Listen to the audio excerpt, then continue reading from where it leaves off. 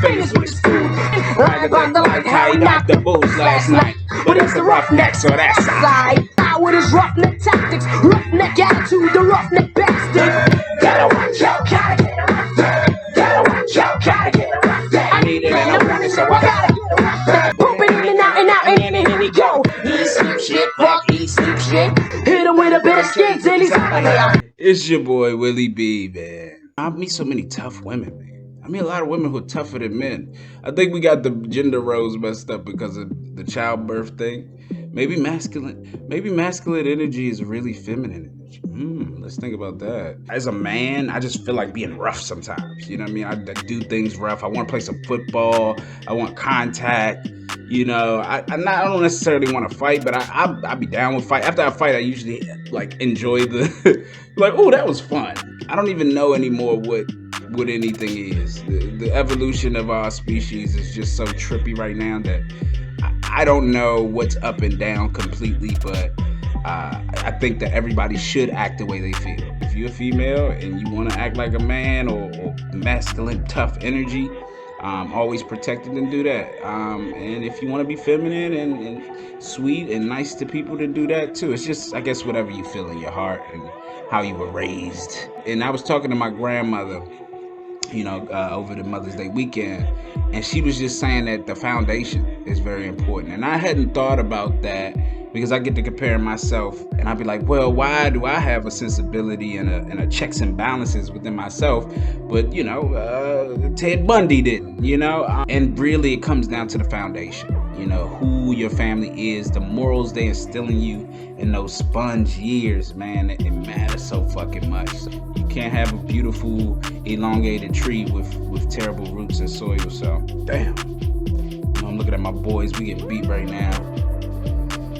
We got time now. Still fourth quarter. Today, y'all, we going back in the day. We're going back to 91. OG by the name of Kool Moe Dee, out of Manhattan, New York. Originally born in Harlem, but then grew up in Manhattan. So he attended the State University of New York at Old Westbury. Got his degree in communications. This is back in like 1985. Kool Moe Dee grew up in the same neighborhood as a fella named L.A. Sunshine. Then they met a DJ named DJ Easy Lee. DJ Easy Lee would play basketball in the streets with Spoonie G. So they created this group called the Treacherous Three. Treacherous Three ended up breaking up around 1986. So he ended up leaving, Kool Moe Dee left the group, and he left Sugar Hill Records. And he got with like Teddy Riley. Really started like going in on creating that New Jack Swing. Gets to Jive Records. Him and Teddy, they put out an album. He puts out his debut album. It's called Kool Moe Dee, straight up. He went on a string. He started having battles with like LL Cool J and MC Shan. So battles, put yourself in a new hemisphere in hip hop. That leads us to the album we're covering today. You know, we in 1991. His fourth studio project, Funke Funke Wisdom. Released under JIVE Records and RCA Records. This is my first time ever hearing Kool Moe Dee. He's one of the early guys in hip hop. Like I say, Treacherous Three is a group that came out early 80s. Really, right when hip hop is starting, this guy is in the mix of it all. So I'm excited to hear some of the, you know, one of the forefathers, man. You gotta give it up to the OGs. Producing on this is the great Teddy Riley, so I'm already excited. Dave Hogan, Keith Spencer. So they got 14 songs for your boy. I don't have nothing wrong right now because, you know, my weed man he left me assed out on this show so far, y'all. You know, the nigga tell you, I'll be there in 10 minutes. Like, I know when he say 10 minutes, I'm like, oh, that's clearly an hour and a half. An ongoing investigation of information. Truth supersedes belief. Positive over negative. I don't know who this talking is on this intro. It sounds like Teddy Riley. It might be Kool Moe Dee, but it sounds like Teddy Riley just saying, yeah, knowledge, spirituality. This is really nothing. I mean, it's just pretty much a beat and Teddy Riley just saying, yeah.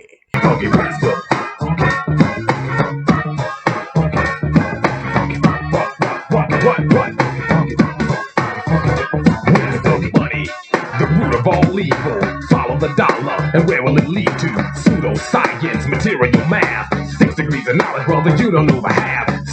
So you got Funky Wisdom. It's my first crack at like getting a glimpse of Kool Moe Dee. You know, you could tell he's one of them old school pioneers, got the old school flow, but it's still at you. It's like it's old school flow, but it's like he got it's coming at you. It's not reserved. He's not, you know, sitting back. And I could see how motherfuckers was like, yeah, he got a cool ass voice, cause it's like, yeah, I'm coming at you with the beats and the knowledge. I like the subject matter here. You got one of them super jazzy beats, a little too jazzy fats for me, but you know, it's got that influence. I like the subject matter the most just because he talking about one of the things I love to talk about when I rap. It's like money, because people always kind of got it fucked up. We always had the conversation about money can't buy you happiness. You know, it can't buy it. You know, it can buy temporary happiness. It just can't like sustain it. Money is a big factor. Being able to create opportunities to make money is a big factor, you know, in your happiness. It just is. You know, if you don't know how to create an opportunity or make money in any consistent form, you will not be happy. You don't need all of it, but you need you know, you need something to live. Brothers, esoteric now, it's a little too deep in the thing. So we gonna come this time with a simplified rhyme. Check it out. Around and around and around we go. People coming to the den to hear me flow. The live lyricist is hearing this, so I got a funky beat to let you know. So another Atomic Dog sample. I've heard this a few times, mainly from the West Coast cats that I cover. And they do it better. I'm sorry. But I can see this is 91 and it's the style. So Kool Moe Dee is just trying to tap into it. But the flow on that type of beat has already evolved, and he's kind of just the OG. But you respect the OG because he can rap, but it's just like it's a little dated. I mean, you know, this could work at a party. You know, if you're in a party in '91 and it just come on, you like, all right. You know, everybody not gonna go crazy, but motherfuckers get they step on. I mean, it's still Atomic Dog. The older people really like this more than I'm talking about older than me. When we used to rhyme like this. Check it out. Ain't nothing but a party, everybody come along. Keep your body moving while I'm grooving with the song. I got funky rhythms with the beat. Bump, bump, bump, funky rhythms for the street. Keep clapping while I'm rapping, clap your hands. Listen to the man. This is one of those like MC type of records to where, you know, they get on the record and they rap, but they're not really giving you a whole bunch of personal stuff about their life. They just kind of party hyping and saying cool shit to make you keep jamming. Early part of hip hop, so I would expect Kool Moe Dee to bring that because he's a party rocker. He's one of the original party rockers. I feel that, but it's like you got Chubb Rock around now, and Chubb Rock has taken what Kool Moe Dee is and like kind of pushed it to the next level. But Kool Moe Dee is still around, so you know you let him do his thing. But you know, this is kind of some mid. It's like a real old school party record. I heard the shot. He still shooting shots at LL Cool J. I don't even know how that beef really started, but still in '91, he's still shooting shots at LL. Yeah.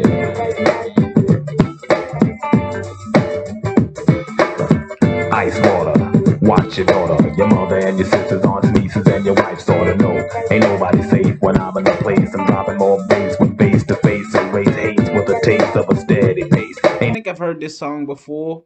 That beat sounds familiar.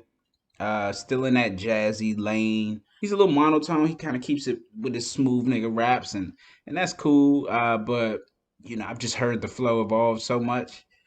Even the cool flow has evolved from here. But I gotta give him kudos for being one of the early like people to show you how to do it. So I gotta give him that credit. It's cool to ride around the city in your little in your old school thing, you know, with the dice in the mirror and just kind of, you know, with the lean.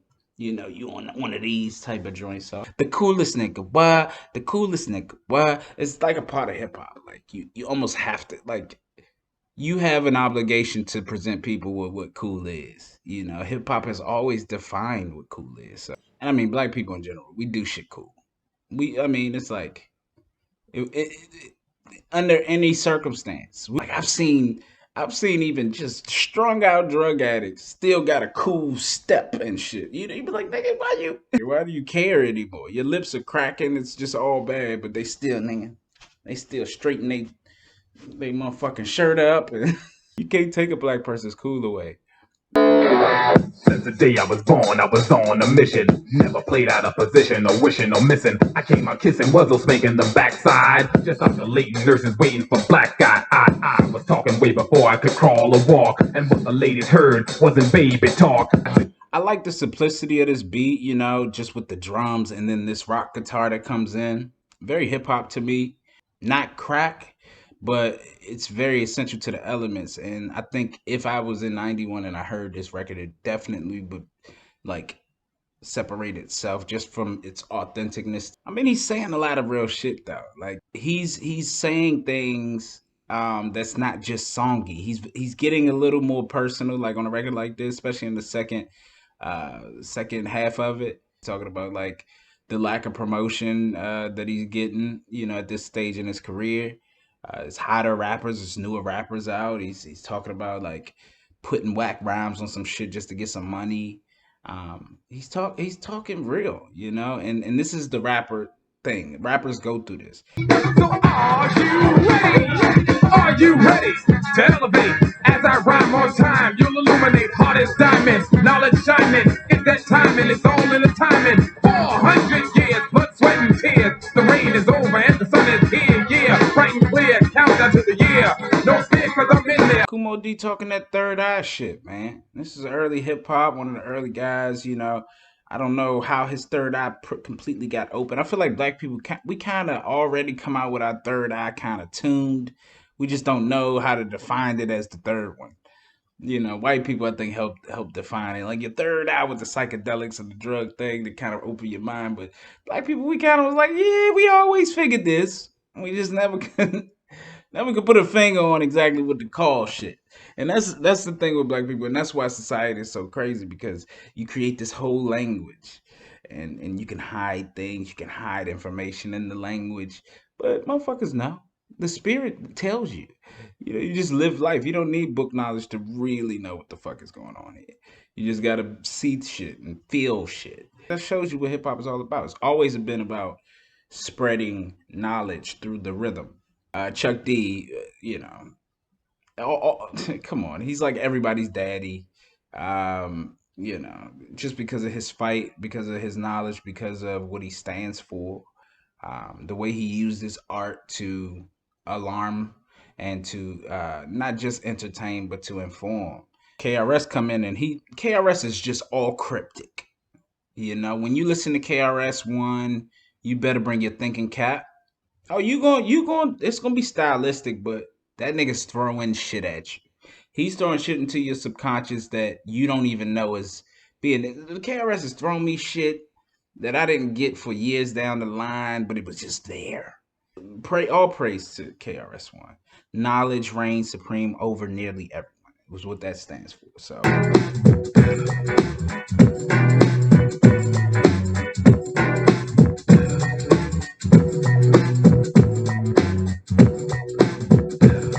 It's an instrumental. Sounds good. Sounds groovy, though.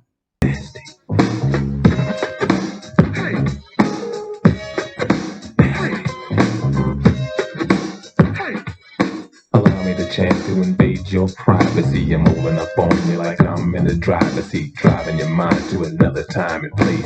Oh no, I can't do this one. I can't do this song. No. It'll put you to sleep. It really will. It's like, I love you, baby. You the one. I'm the one, and I love how you love, and I love what we love, how we love it. No, Kool Moe Dee, we're good on this record, big dog. Yeah, this one of them ones you was just rapping on for the money. The score to the break of dawn. Another dumb move. This time is over, boy. This is me and you head to head. Let's go. See, so this is clearly a diss record. I'm guessing it's either LL Cool J or MC Shan, but I'm thinking it's LL. He's just saying generic disses like, your breath smells like my jockstrap. You know, like very just simple. I don't know, 91, they got more clever beef bars than this. But you gotta remember, he's an 80s rapper. So them 80s, like the 80s strike isn't the same, you know, it doesn't have the same steam, especially not today, because you listen to these battle rappers and these beefs now, They're so methodical in the way they insult you. It's like those simple, just your breath stink, your feet stink, you stink, you're ugly doesn't work. Well, I'll have to hear LL Cool J's rebuttal to this record. Um, but just off of first listen, I mean he's going at him, but it's like it's just not connecting. It's like it's almost like he's hitting him with pillows.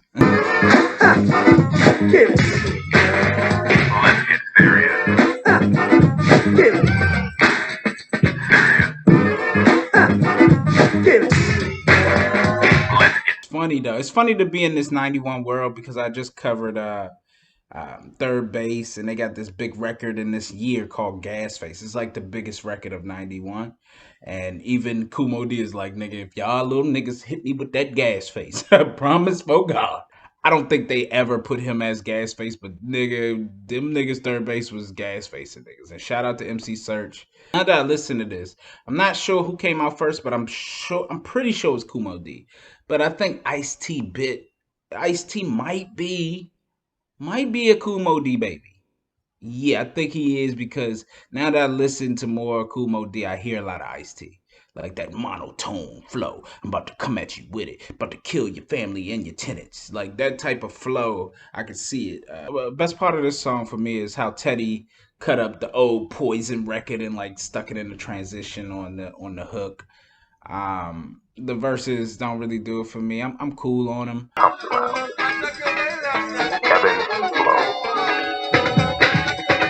Stop, look, listen, learn. Play with fire and you get burned. You think you want some, but you don't want none. To fight on the mic, you don't want one. I turn the heat on, proceed the beat on, and he sauce that who think he's going. I like this like kind of up-tempo beat.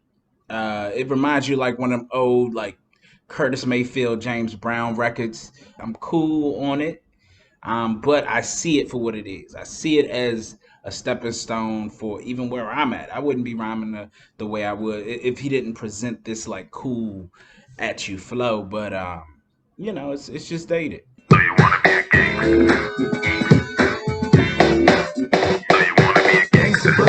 Gangsta boogie, gangsta boogie, gangsta boogie, You wanna be a gangster? gangsta boogie, gangsta boogie, gangsta boogie. I like his I like the flow choice on his verses on here. The hook is whatever. I mean, you talking about the Gangsta Boogie, you gotta go back to Apache to get the crack for this type of record. Some mid. Time's up, time's up, time's up. Time's up. Time's up.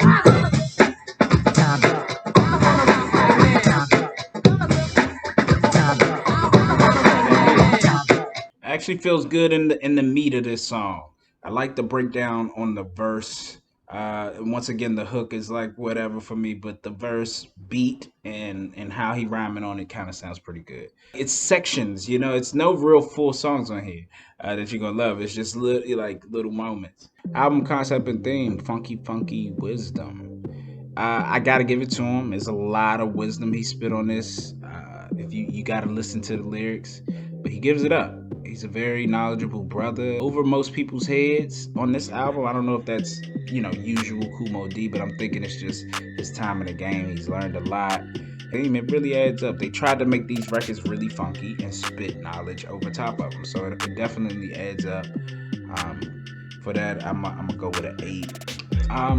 Artwork is pretty unique. It looked like they kind of went into ancient Africa and Egypt and looked up, Black history and just Black scribes and knowledge. That's the feelings I get from it. Then you got Kool Moe Dee with these big shades, and that's kind of his style. You know what I mean? That's what you can recognize him from. The font is pretty cool. It's kind of old and scribey. It kind of feels like old times, like you're discovering new information. Look like the philosopher, just prophesying. I like the historic sense it has in it. Production, you got a early Teddy Riley and some other guys. It wasn't great for me, it's no real beats on here that I could truly connect to. There was a few moments within beats that I really appreciated. I think Teddy did a good job at transitions on a few of these records, bringing in some old school, really slapping vibes. Like I said, with the creativity, I think the biggest things came with the production side of mixing and interweaving different sounds into certain beats. You know, certain beats starts one way, and then you get to the hook, it's a whole different song, and then you get back to the hook, it's back to that. So that's the biggest creativity for me here. Replay value is pretty low for me. It's like one record on here that kind of sparked, it's one record that sparked my interest. But out of these 14 songs, I don't really think I'm coming back for any of them. But as a hip-hop historian, I can appreciate the building blocks that this album provides. Impact to the game and the culture is a little more interesting because there's a lot of foundational things here that I feel like people built on. You got a young Teddy Riley coming in with some canvases, and New Jack Swing is just starting to get going. It's becoming, I'm gonna give it a 5. The lyrics, the flows are outdated, as you would probably think, and definitely, trying to pull Kool Moe Dee to the 90s more so with his rhymes. But his subject matter is high. What he talks about is food for thought, is food for your soul. And he gives you a lot of hip-hop history on here. So I gotta give him kudos for that. I'm gonna go with a 6 in the lyric department. Alright, so this album scored a 38. Which is definitely an album that's gotta grow on you. For me, it's just not enough. It's not enough that I can come back to. It's no crack on this album. He's a pioneer, and I'm sure he's made a lot of crack before this. And this was his last album with this label, so he probably was just trying to put something decent down, and not his best necessarily effort. Shout out to Kool Moe Dee, man. For just continuing to put it down. 4th album, hard to make a 4th album good. I tell everybody that. Shout out to Teddy Riley and all of the producers on here. To JIVE Records, shout out to RCA, shout out to Zomba Records. You can check this show out over at blessedteens.com. Also, the most important thing is to shout out to y'all. I'll holler at y'all Friday. We're gonna do the same thing, same time. Enjoy this week. Muscle it out. Get through it. I'll be right here with you. I love you. If you never heard that, then you know where you're gonna get it. And